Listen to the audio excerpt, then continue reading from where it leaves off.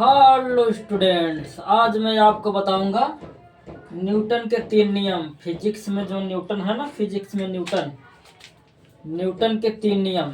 तो न्यूटन का 3 नियम क्या होता है? पहला होता है जड़त्व का नियम, दूसरा होता है संवेग का नियम, तीसरा होता है क्रिया प्रतिक्रिया का नियम। अब इन तीनों को विस्तार से बताता हूँ। कैसे बताता हूँ? विस्तार से।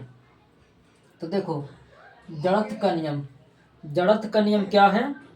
जड़त्व का नियम है, यदि कोई वस्तु विरामावस्था में है तो विरामावस्था में ही रहेगी। यदि कोई वस्तु गतिशील है तो वो गतिशील ही रहेगी जब तक कि उस पर कोई बाह्य बल न लगाया जाए।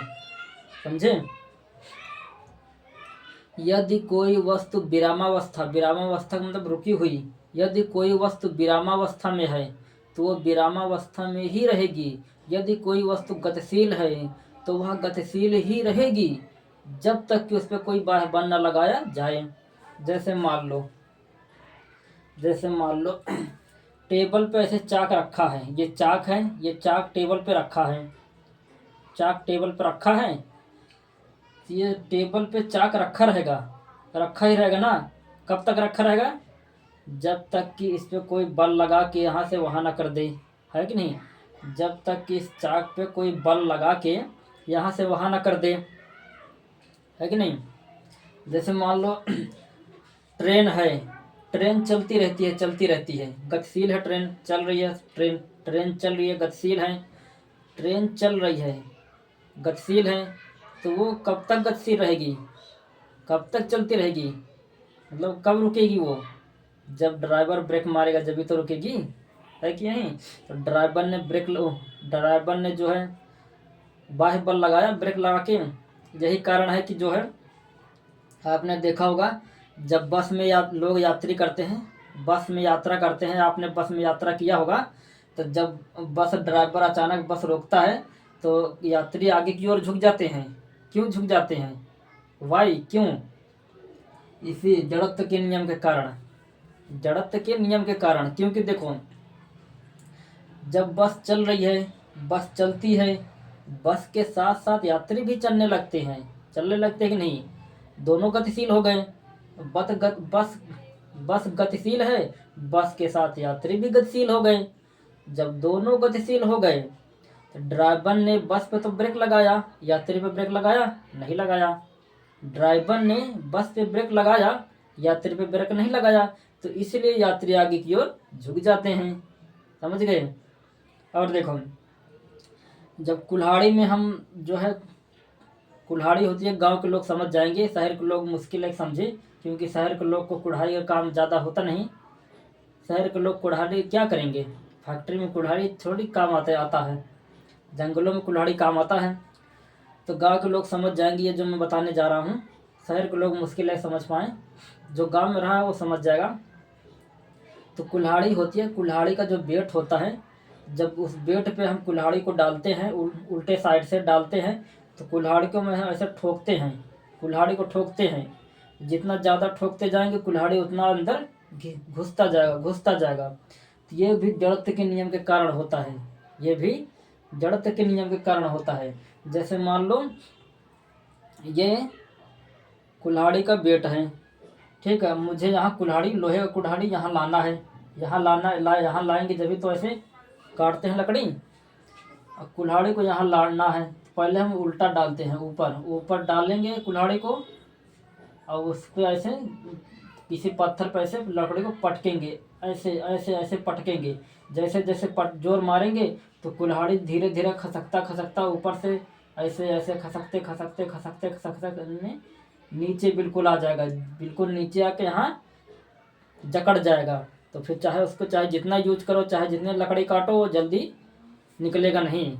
समझे? तो ये कैसे होता है? देखो, ये ऐसा होता है ना कि ये लकड़ी का बेट है और ऊपर कुल्हाड़ी लगा दिए और उसको क्या करते हैं कि दोनों को किसी पत्थर पे से मारते हैं, पत्थर पे मारते हैं। तो जब ऐसे पत्थर पे मारे तो दोनों गतिशील हो गया, कुल्हाड़ी का बेट और कुल्हाड़ी के बेट में लगा कुल्हाड़ी, दोनों गतिशील हो गया। जब दोनों गतिशील हो गया तो बेट को तो पत्थर पे मार के बेट को रोक दिया, बेट पे पत्थर का बल लगा, वेट रुक गया, लेकिन कुल्हाड़ी पे कोई बल नहीं लगा, कुल्हाड़ी पे कोई बल नहीं लगा, इसलिए कुल्हाड़ी खसक जाता है। फिर मारेंगे फिर थोड़ा खसकेगा, फिर मारेंगे फिर खसकेगा, फिर मारेंगे फिर खसकेगा, ऐसे करते करते यहाँ तक पहुँच जाता है। समझ गए बात को?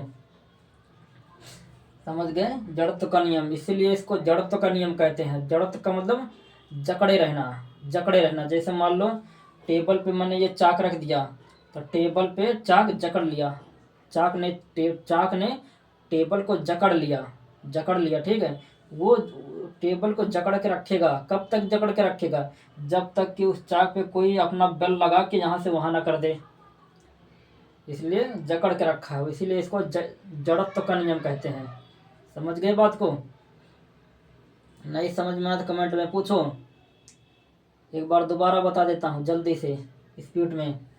देखो न्यूटन का 3 नियम। पहला नियम है जड़त्व का नियम। जड़त्व का नियम, यदि कोई वस्तु विरामावस्था में है तो वो विरामावस्था में ही रहेगी, यदि कोई वस्तु गतिशील है तो वो गतिशील ही रहेगी, जब तक कि उस पर कोई बाह्य बल न लगाया जाए, ठीक है। जैसे मान लो ये चाक है, चाक टेबल पे रखा है, तो चाक टेबल पे रखा ही रहेगा, रखा ही रहेगा जब तक कि कोई उस पर बल लगा के यहाँ से वहाँ ना कर दे, है कि नहीं।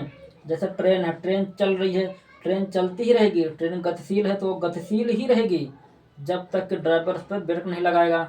जब ड्राइवर पे ब्रेक लगाएगा, अपना बल लगा के, ब्रेक का बल लगा के रोकेगा, जब तो ट्रेन रुकेगी, वरना तो वो चलती ही रहेगी, है कि नहीं। तो पहला हो गया। और दूसरा क्या है? संवेग का नियम। तो संवेग का नियम क्या है?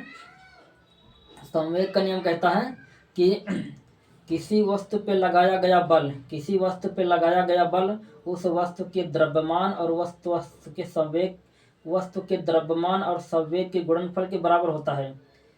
समझे? किसी वस्तु पे लगाया गया बल,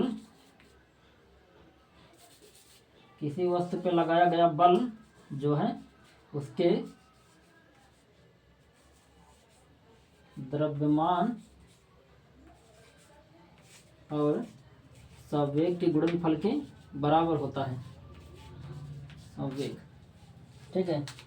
बल जो होता है द्रव्यमान और संवेग के गुणनफल के बराबर होता है। समझे?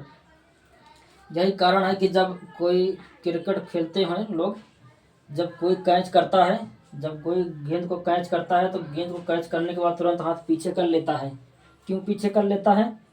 क्योंकि पीछे कर लेगा तो कम बल लगेगा, पीछे कर लेगा तो कम बल लगेगा। क्यों कम बल लगेगा? देखो जैसे मान लो गेंद है, गेंद जितना वजन होगा 100-200 ग्राम, वो उसका द्रव्यमान हो गया, जितना वजन होगा वो उसका द्रव्यमान हो गया।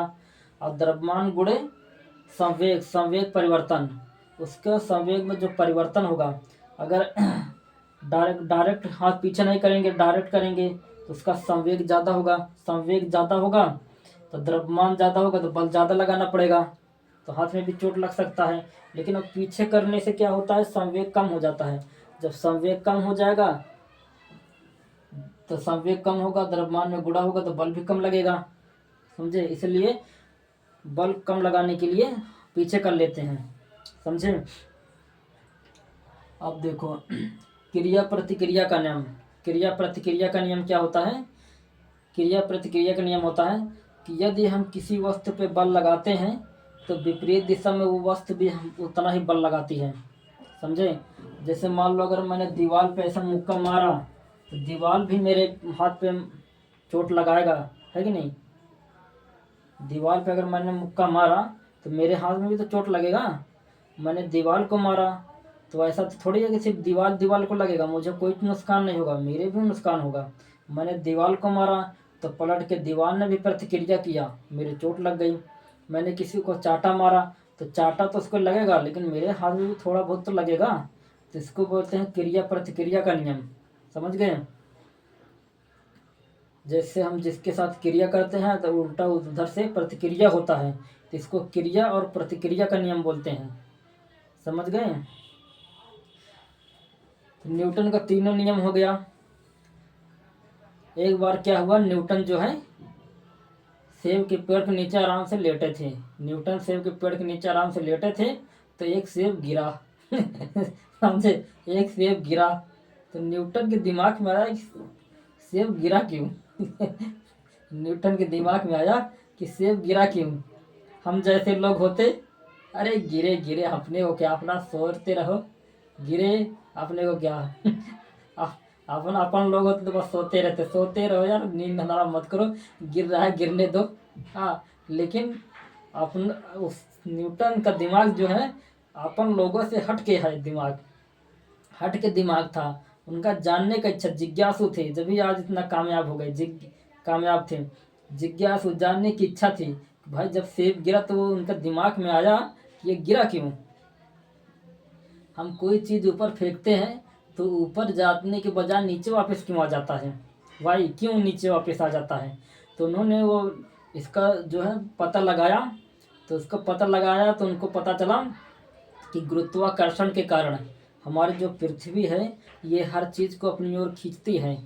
हमारी पृथ्वी जो है ये अपनी हर चीज़ को अपनी ओर खींचती है। उसको गुरुत्वाकर्षण बल कहते हैं। क्या बोलते हैं, गुरुत्वाकर्षण बल। गुरुत्वाकर्षण बल के कारण हर चीज़ पृथ्वी की ओर आ जाती है। समझ गए? जो नहीं समझ में आया कमेंट में पूछो।